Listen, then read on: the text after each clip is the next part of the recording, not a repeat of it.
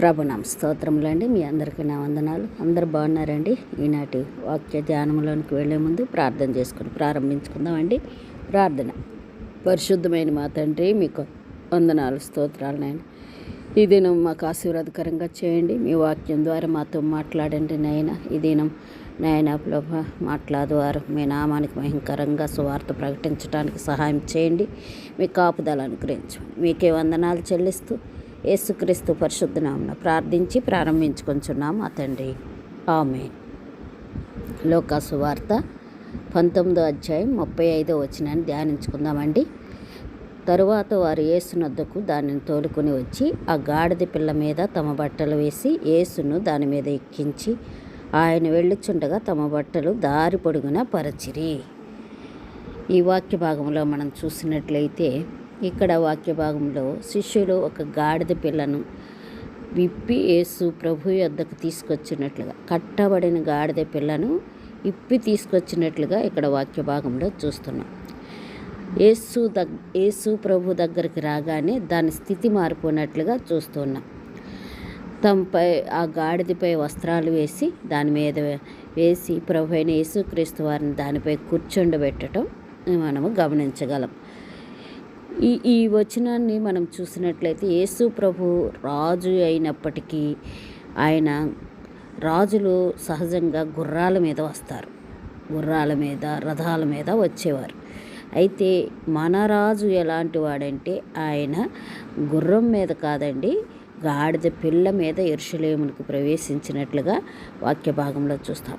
గాడిద పిల్ల మీద అని మనం చూసినప్పుడు అది ఆయన యొక్క వినయానికి సూచనగా కనబడుతూ ఉంది.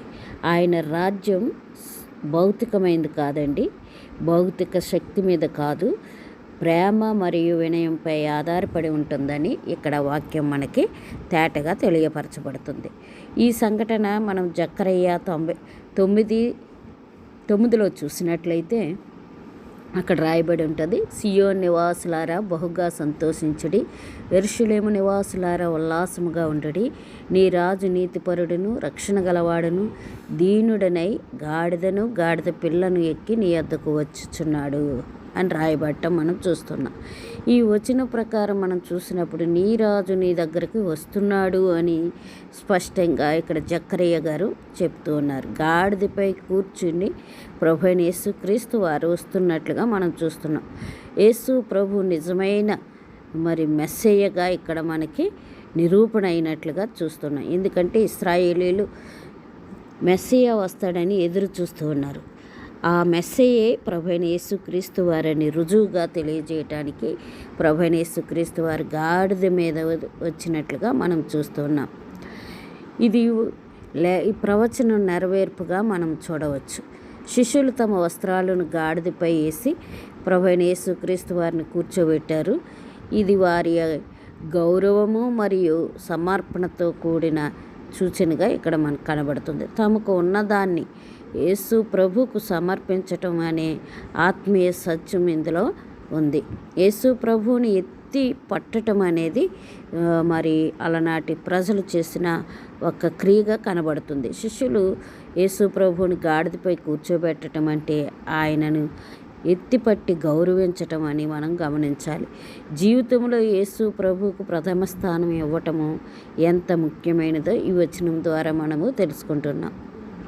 వినయంతో జీవించాలి, యేసు ప్రభువుని రాజుగా అంగీకరించాలి, మన జీవితాన్ని ఆయనకు సమర్పించాలి, ఆయనకు గౌరవ స్థానం ఇవ్వాలి అనేది ఈ యొక్క వచనం యొక్క అర్థంగా మనం చూస్తున్నాం.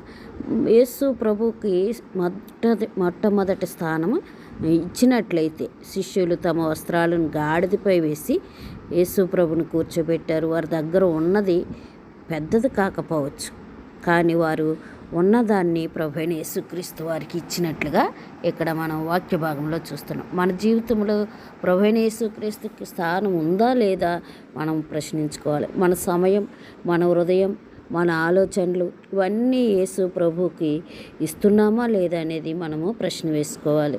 ఒక చిన్న ఇల్లు ఉన్న కుటుంబం యేసు ప్రభు కోసం ఒక మూలన చిన్న ప్రార్థనా స్థలం ఏర్పరచుకుంది. మరి ఆ చిన్న స్థలం వాళ్ళ జీవితాన్ని మార్చినట్లుగా మనము చూస్తూ ఉంటాం. పెద్దది అవసరం లేదండి, సిద్ధమైన హృదయం దేవునికి చాలు. అలాంటి హృదయం నీకుందా? మనల్ని మనం ప్రశ్న వేసుకోవాలి. వినయముతో ప్రభువైన యేసు ప్రభువారిని ఎత్తి పట్టాలని లేఖనం తెలియపరుస్తోంది. యేసు ప్రభువారు గాడిదపై కూర్చోవటం ఆయన వినయానికి సూచన అయితే, శిష్యులు ఆయనను ఎత్తిపట్టి గౌరవించారు అని ఇక్కడ లేఖనము తెలియపరచబడుతుంది. మనం కూడా వినయంతో యేసు ప్రభువుని ఎత్తుపట్టాలి. మన గర్వం తగ్గితే దేవుని మహిమ పెరుగుతుందని మనం గుర్తించాలి. బాప్తిసం ఇచ్చి యోహాను ఆయన అంటున్నాడు, యోహాను సువార్త 3:30 చూసినట్లయితే అక్కడ వ్రాయబడి ఉంటుంది, ఆయన హెచ్చవలసి ఉన్నది, నేను తగ్గవలసి ఉన్నది అంటున్నారు. ఆయన హెచ్చవలసి ఉన్నదంటే ఆయన పెరగవలను అని చెప్తున్నాడు, నేను తగ్గించుకోవాలని చక్కగా బాప్తిస్మిచ్చి యోహాను గారు చెప్తున్నట్లుగా చూస్తాను. నిజంగా ఎవరైతే మరి దేవుని హెచ్చించి తను తాను తగ్గించుకుంటారో వాళ్ళే నిజమైన క్రైస్తవులని, వారి జీవితం నిజమైన క్రైస్తవ జీవితం అని మనం చూడవచ్చు. ఇంకా మనం చూసినట్లయితే శిష్యులు తమ వస్త్రాలను యేసుకి ఇచ్చారు. వస్త్రం అంటే వారి గౌరవంగా మనం చూడవచ్చు. అంతేకాదండి, వారి వ్యక్తిత్వం కూడా ఇక్కడ కనబడుతుంది. ఈ గౌరవానికి వ్యక్తిత్వానికి వస్త్రాలు సాదృశ్యంగా ఉన్నట్లుగా చూస్తూ ఉన్నాం. మన గౌరవం, మన అహంకారం, మన ఇష్టం ఇవన్నీ యేసు ప్రభుకు సమర్పిస్తే ఆయన మన జీవితాన్ని మహిమ గలదిగా మార్చుతాడు. అటువంటి ప్రభువైన యేసుక్రీస్తు వారిని నువ్వు కలిగి ఉన్నావా? మనమే పరీక్షించుకోవాలి. ఒక యవనుడు తన జీవితాన్ని దేవునికి సమర్పించాడు. అతను సాధారణ వ్యక్తి. అతని వ్యక్తి సాధారణమైన వాడైనప్పటికీ దేవుడు అతని గొప్ప సేవకునిగా మార్చాడు. అలాంటి సమర్పణ అది చిన్నదైనా సరే ఫలితము గొప్పగా ఉంటుందని మనం వాక్యం ద్వారా నేర్చుకుంటున్నాం. ఆ గాడిద పిల్ల కూడా దేవుని యోచనలో భాగమయ్యింది. మరి నేను ఎలా ఉన్నాం? శిష్యులు కూడా ఆ మహిమలో భాగమయ్యారు. మరి నువ్వు నేను ఎలా ఉన్నాం? మనము కూడా దేవుని పనులు భాగం అవ్వాలి. చిన్న సేవ అయినా దేవుడు గొప్పగా ఉపయోగిస్తాడు. అలాగే ఒక చిన్న బాలుడు తెచ్చిన 5 రొట్టెలు 2 చేపలను 5,000 మందికి పంచినట్లుగా చూసాం. 5,000 మంది తిని తృప్తి పొందిన ఒట్టి పురుషులే. మరి పిల్లలు, స్త్రీలు ఇంకా ఉన్నవారు అందరూ కూడా తిన్నగా ఎన్ని గంపలు మిగిలినాయో మనం వాక్యంలో చూస్తున్నాం. మనము దేవుని చేతిలో చిన్నదిగా కూడా ఉన్నట్లయితే ఆయన మహత్తరమైన కార్యాలు మన ద్వారా జరిగిస్తారు. ఈ లోకా సువార్త మరి 19:35 మనకు ఒక ప్రశ్న అడుగుతూ ఉన్నట్లుగా మనము చూడవచ్చు. ఏమిటి ఆ ప్రశ్నని మనం చూస్తే, అక్కడ తరువాత వారు యేసు నద్దకు దానిని తోలుకుని వచ్చి ఆ గాడిద పిల్ల మీద తమ బట్టలు వేసి యేసును దాని మీద ఎక్కించెను అని చూస్తూ ఉన్నాం. అంటే నీవు యేసు ప్రభువుకు మొదట స్థానం ఇస్తున్నావా?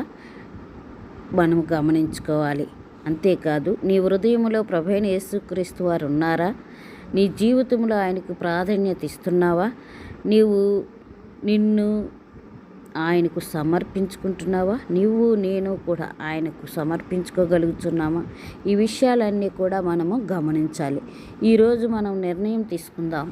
ప్రభువైన యేసుక్రీస్తు వారికి మన హృదయంలో మొదటి స్థానాన్ని ఇద్దాం. మన జీవితాన్ని ఆయనకు సమర్పిద్దాం. ఆయనను ఎత్తుపట్టి గౌరవిద్దాం. ఇప్పుడు మన జీవితం మారుతుంది, మన కుటుంబం మారుతుంది, మన సంఘం మారుతుంది. ఈ రీతిగా మనము జీవించాలని ప్రభువుని అడుగుదాం. అటువంటి కృప దేవుడు మన అందరికీ అనుగ్రహించునుగాక. ప్రార్థన చేసుకుందామండి. పరిశుద్ధమైన మా తండ్రి, మీ పాదములకు వందనం, స్తోత్రం దేవా. మీ వాక్యం ద్వారా మాతో మాట్లాడారు, మీకు వందనాలయ్యా. ప్రభా, మా హృదయాన్ని నీకు సింహాసనముగా చేర్చుకోండి మా తండ్రి. మా జీవితాన్ని నీ చిత్తానికి సమర్పిస్తున్నాం. మాలో నీ మహిమను కనబడనివ్వండి. మీరే మాతో ఉండి మమ్మల్ని చేయి పట్టి నడిపించమని మీ వాక్యం ద్వారా నేటి దినాన్ని మాతో మాట్లాడారు.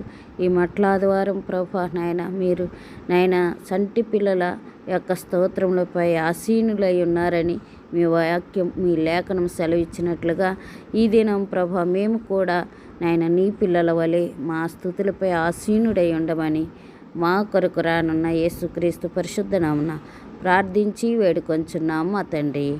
Amen, amen, amen.